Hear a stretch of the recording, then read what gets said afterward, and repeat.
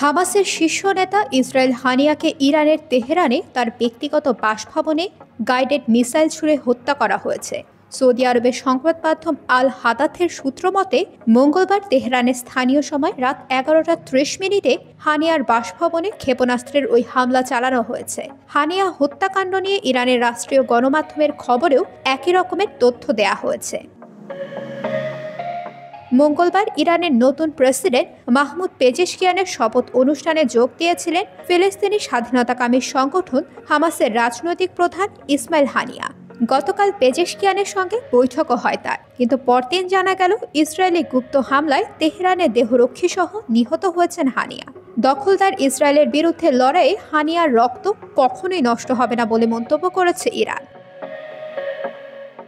গোষ্ঠীটির রাজনৈতিক শাখার সদস্য জ্যেষ্ঠ হামাস কর্মকর্তা মুসা আবু মারসুক এক বিবৃতিতে বলেন, আমাদের নেতা ইসমাইল হানিয়াকে হত্যা কাপুরুষের মতো কাজ এবং এর উপযুক্ত জবাব দেওয়া হবে। হানিয়া হত্যার তীব্র সমালোচনা করেছে তুরস্কের পররাষ্ট্র মন্ত্রণালয় এক বিবৃতিতে বলা হয়, এই হত্যার মধ্য দিয়ে আবার এটা স্পষ্ট হয়েছে যে ইসরায়েলের নেতানিয়াহু সরকারের শান্তি প্রতিষ্ঠার কোনো ইচ্ছা নেই।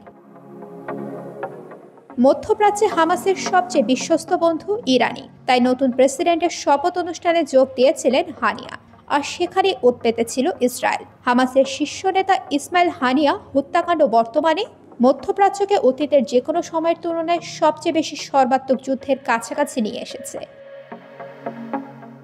উল্লেখ্য, বৈরুতে হামলা চালিয়ে লেবাননের সশস্ত্র হিজবুল্লাহ গোষ্ঠীর একজন জ্যেষ্ঠ নেতাকে হত্যা করার ইসরায়েলি ঘোষণার কয়েক ঘন্টা পর ইরানে হামাস নেতা হানিয়া নিহত হওয়ার খবর। 24 ঘন্টার কম সময়ে ইরানি সমর্থিত সশস্ত্র সংগঠনের দুই গুরুত্বপূর্ণ নেতার হত্যাকাণ্ডে স্বাভাবিকভাবে মধ্যপ্রাচ্য নতুন করে সংঘাতে মুখে পড়ার আশঙ্কা তৈরি হলো বলে মনে করছেন বিশেষজ্ঞরা।